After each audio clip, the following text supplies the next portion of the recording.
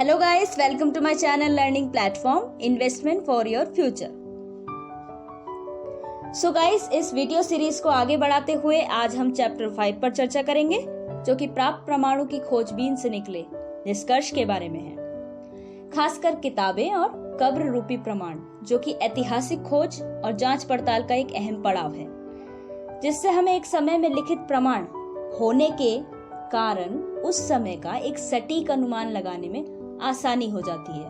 और दूसरा, कब्र से उस समय की अंतिम क्रियाविधि, सामाजिक स्तर आदि से संबंधित बहुआयामी जानकारी भी मिल जाती है।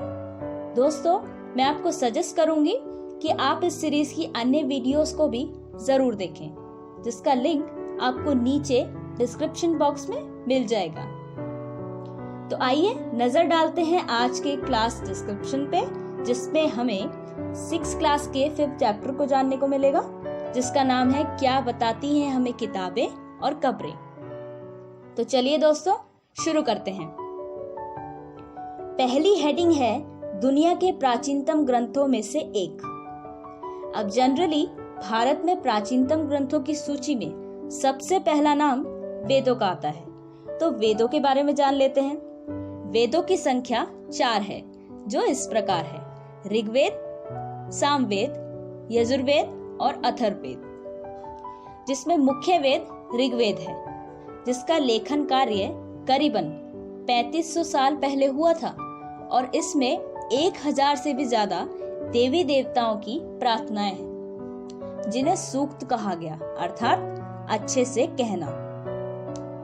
वेदों की जो पृष्ठभूमि है या उसका जो आधार है वो मुख्यतः 3 देवताओं के इर्द गिर्द घूमता है, जिसमें अग्नि आग के देवता हैं, सोम एक पेय पदार्थ का पौधा है और इंद्र को युद्ध का देवता माना जाता है। जिन प्रार्थनाओं की हम बात कर रहे हैं उन्हें ऋषि मुनियों द्वारा रचा गया था।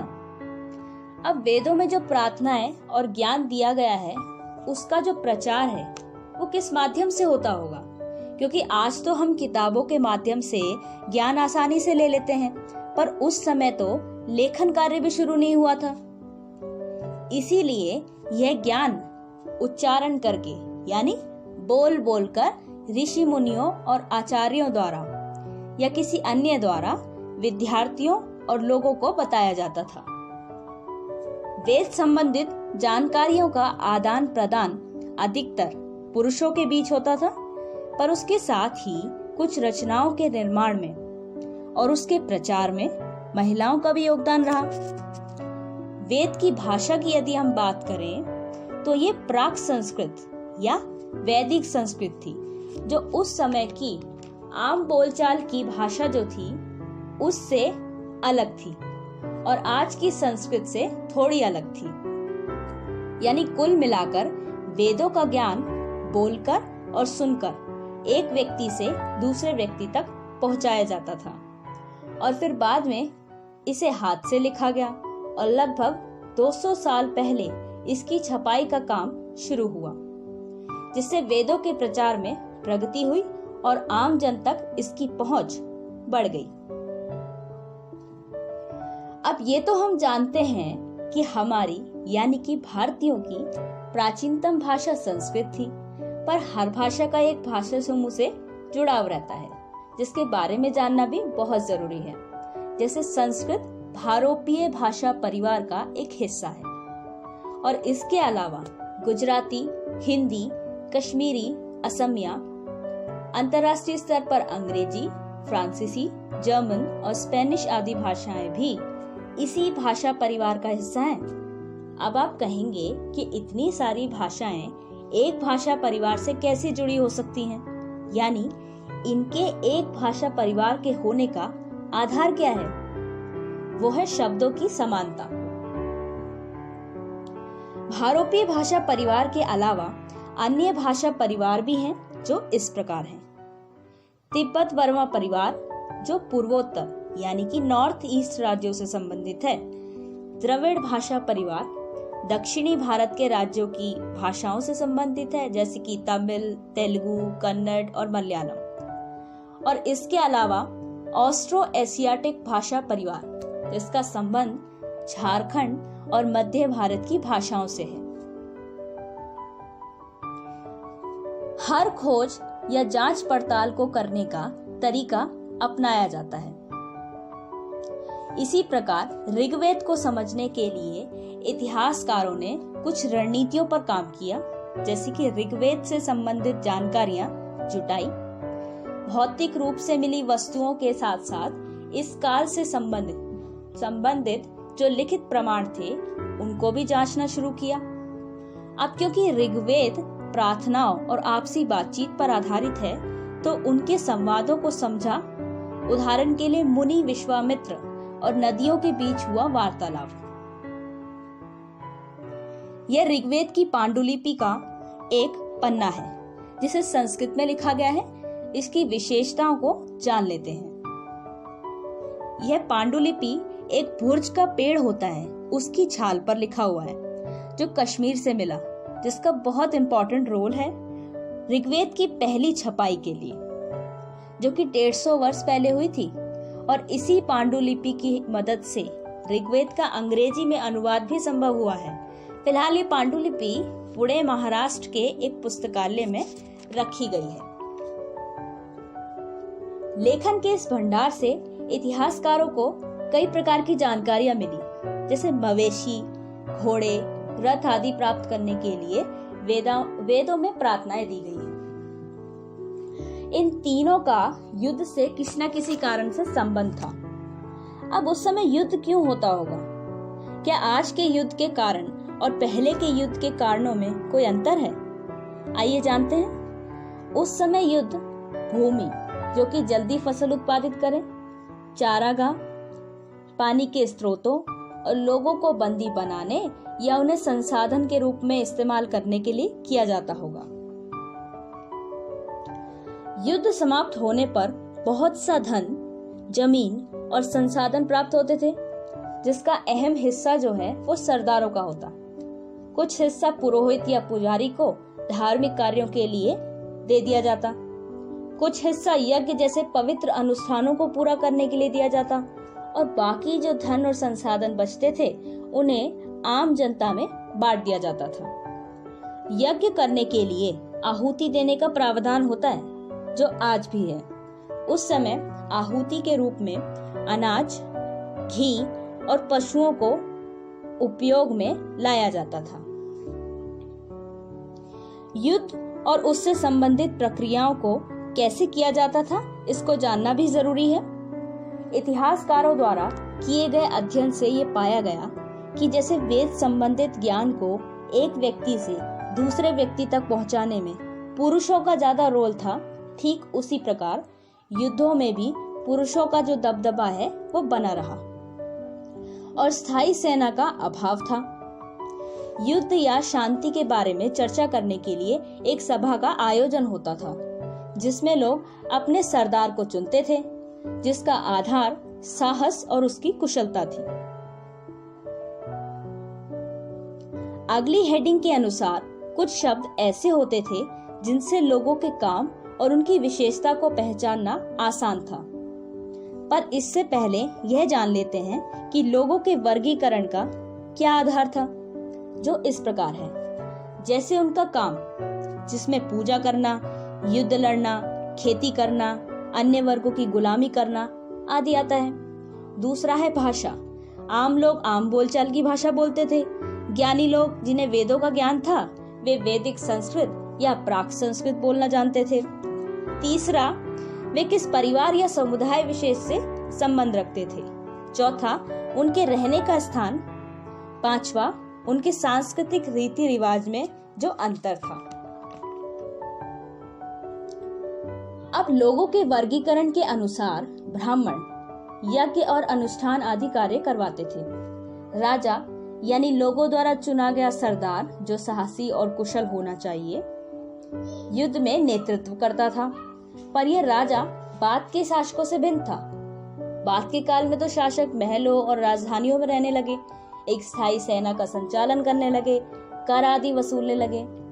तीसरा वर्ग है जनता, जिसके लिए जन और विश दो शब्द प्रयोग में लाए गए, जैसे भरत जन या भरत विश आदि। अगर हम शुरुआती इतिहास यानी प्राचीन काल के इतिहास को समझने की कोशिश करेंगे तो आर्य और दास नामक दो शब्द या असल में दो अलग वर्गों से संबंधित इतिहास जो है वो हमारे सामने आ जाता है, जिसके अनुसार आर्य अपने आप को वेदों में जो प्रार्थनाएं दी गई हैं उनका रचयिता मानते थे, यानी उनके द्वारा वे प्रार्थनाएं लिखी गई हैं। दस्यु यानी दासों को अपना विरोधी या अपने से नीचे का आंकते थे। दास जो कि अपने मालिक की संपत्ति ही माने जाते थे, उन्हें यज्ञ करने का अधिकार भी नहीं था। वे बोलचाल के लिए एक अलग भाषा का प्रयोग करते थे, अपने से अलग समूह की गुलामी करते थे और ये अधिकतर युद्ध के दौरान बंदी बनाकर लाए जाते थे। अब आइए जानते हैं महापाषाण कब्रों के बारे में। जो शव को दफनाने संबंधी एक व्यवस्था थी जिसका इतिहास लगभग 3000 साल पुराना है, जिसका अर्थ है बड़ा पत्थर। इस व्यवस्था में कब्रों के आसपास बड़े पत्थरों को लगाया जाता था। कई बार ये जमीन के भीतर लगाए जाते तो कई बार ये जमीन के ऊपर लगाए जाते। इसे लगाने के दो तरीके थे, गोल आकार में पत्थरों को कब्र के आसपास सजाना या एक अकेला बड़ा पत्थर लगाना।